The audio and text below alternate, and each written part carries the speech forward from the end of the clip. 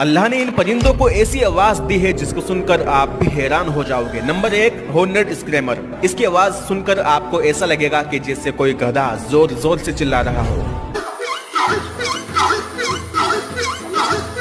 Number 2, black coloured starling. इस परिंदे की आवाज ऐसी है जैसे कोई छोटा बच्चा जोर जोर से रो रहा हो।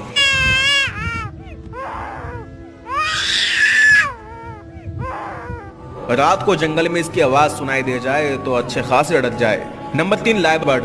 ये परिंदा तो मिमिक्री का उस्ताद है, तोता तो इसके आगे कहीं नहीं लगता। कार का हॉर्न, कैमरे का क्लिक या फिर किसी भी परिंदे की आवाज निकाल लेता है।